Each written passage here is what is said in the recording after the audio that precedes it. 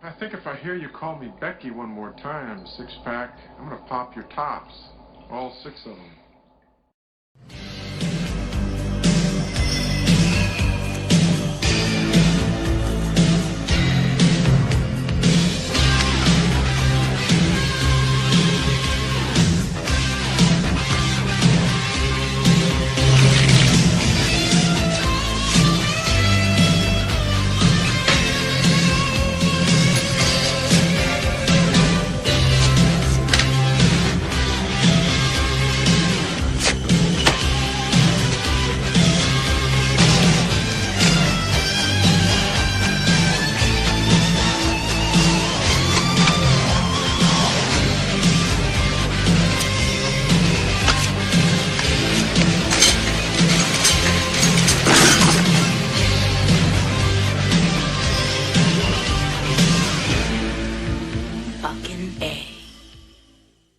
Hey, this is Matt once again. Welcome back to another review, once again for Albin Hayden. And he requested a couple films thanks to my PayPal. I appreciate that. If anyone's ever interested in requesting stuff, re-review, topic, commentary, what have you, you do it directly via my PayPal. The link to that is down below. Or you can be part of my Patreon, which certain tiers get you certain things. If not, no worries. But one of the films he wanted me to review was Where Eagles Dare, a 1968 World War II film, which has Richard Burton and Clint Eastwood. Sorry, I bumped the mic there. At the end of the day, I didn't mind it for what it is.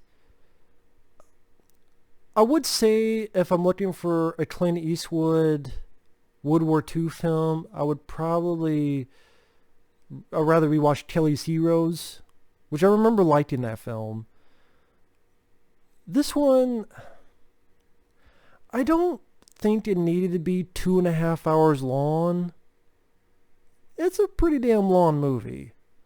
And it's not like it's a extreme... There are action bits in it, don't get me wrong. Part of me would rather have seen Clint Eastwood be the lead than Richard Burton, but granted, the plot is about British group of people, and then Clint Eastwood is the American along for the ride, and you find out in the plot why that is. So granted, that's the case there. Because to set up, this British aircraft has been shot down. Richard Burton is the guy. He was in The Exorcist 2. This is a hell of a lot better than that, which I reviewed all the Exorcist films, including that fucking movie. They're on the channel if you're interested. I'm sounding almost as drunk as Richard Burton usually is in movies. But he leads a team of people, including Clint Eastwood, the American, because they want to get this guy who's in this aircraft that are shot down because he supposedly has the info on D-Day, and he doesn't want the Nazis to find and get the info out of him. As they parachute down, Richard Burton finds one of his men has his neck broken and realizes, oh, there's a traitor, a saboteur there. And so it's pretty much their journey to get to this castle, to where this guy's at, also wondering who's the saboteur, who's not, trying to go a couple twists and turns here and there, with a couple action bits, including setting up some dynamite traps, some little sequence on top of a cable car. And I would say, again, I don't think it's a bad film. I do think Richard Burton did a good job. Clint Eastwood, again, he's in a way second fiddle to Richard Burton in this. But Clint Eastwood definitely has his moments.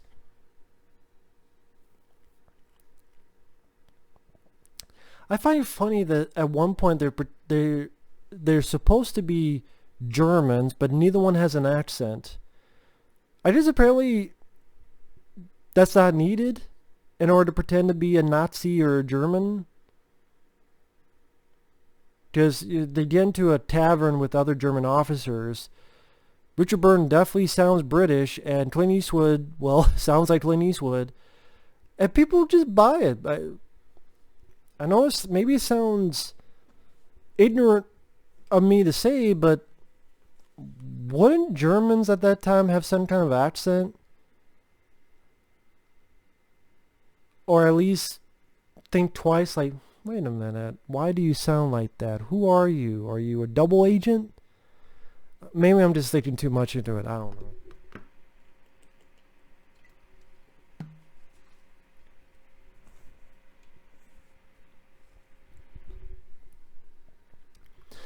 Really, my only true issue is the running time. I think you could have tightened this up and it would have been 2 hours, maybe a little bit less than that. I really do think tightening up would have benefited this picture. But with that said, like I said, the two leads do a good job.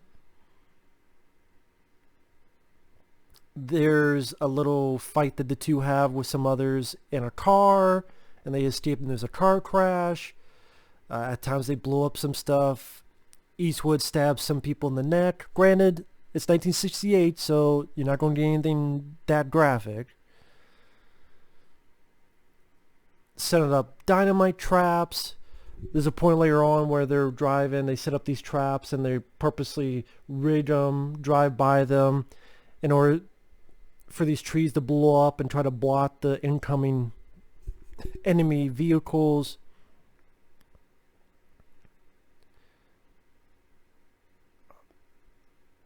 There's a sequence where Eastwood shoots a shitload of Nazis in a hallway, which sometimes is the simple things you enjoy.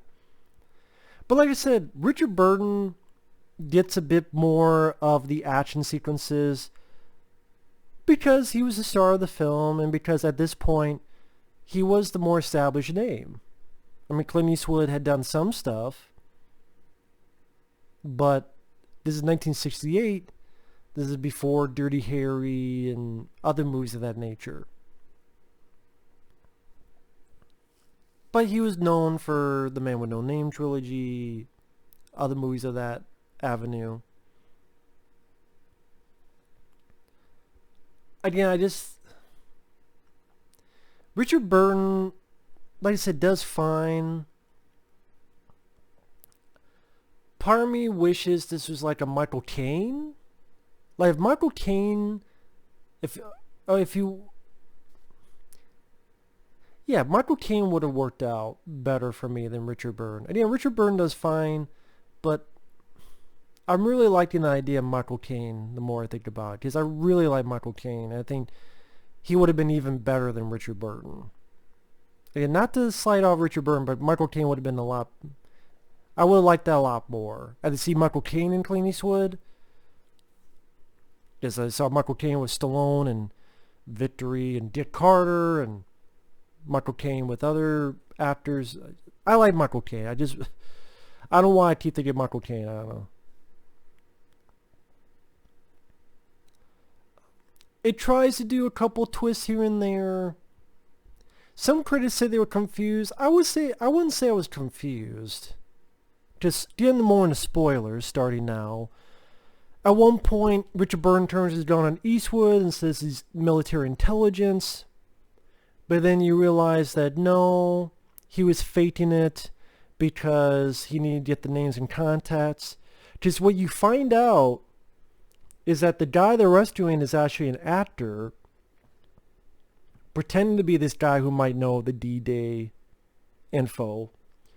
And this whole operation was a ruse because Richard Burton and some of his superiors found out that there were some turncoats and some spies within the MI6, the organization. And so they got Clint Eastwood because they know, hey, he's American, he's someone I could trust, because this is all dealing with British personnel. So that's why they got an American involved here. And the whole point of this operation was to filter and find out who is a spy and who wasn't. I'm like, okay, again, I wasn't confused like some critics would say. I don't know why they were confused. There's two ladies that appear as our allies. I don't know why you needed both of them. You could have honestly just had one, and they would have done this both jobs easily. Whether getting him into the castle or seducing this guy while the others are doing their business. I guess they figured, hey, why not have two ladies in there? Okay. At the finale, one of the big scenes is Richard Burton finding these guys on top of a trolley. Not bad sequence for 1968. Not bad at all. It's not going to be a James Bond type of excitement, but it worked for what it is.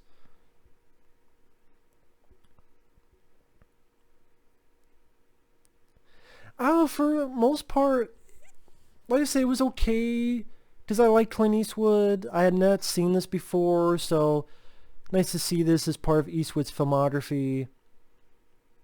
You know, Richard Burton definitely did better here than Exorcist 2.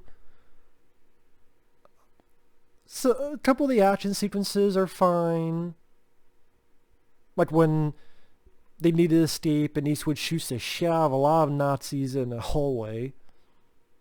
I mean, I already mentioned that, but still. It's just, again, I don't think this movie needed to be 2.5 hours long. I could easily see half an hour at least being cut out of this. Granted, I know Kelly's Heroes is a long-ass movie too, but that one, I think because the other characters like Don Rickles and especially Donald Sutherland and Telly Savalas, they're definitely more colorful characters. And then you have that along with Clint Eastwood's character. It just made the running time flow a bit better compared to this. Because I mean, Richard Burton's not bad, but it's not like he's I don't think he's a charismatic actor. He's a fine actor, but I don't think he's a charismatic lead. Michael Caine, on the other hand, I do, and would like to have seen him in this. And again,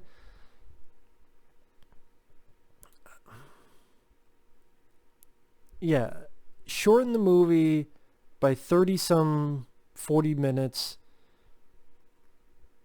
Michael Caine, plug him into the lead. I would have liked this, I think, a lot more than I did. But overall, it was okay. If you're really into World War II films, where they're on the mission, they get to, you know, twists and turns, and who's a double agent, and you want to see an early role from Clint Eastwood, or maybe you're a diehard Richard Burton fan, or you know, you're a guy just going through Clint Eastwood's filmography, yeah, give it a watch. You know, maybe you'll like it more than me, maybe not. I would never watch this film again, but hey, I saw it once and I'm glad I did. But either way, thanks for watching. Take care. Thank you once again, Albin Hayden, and we'll see you guys later. Bye-bye.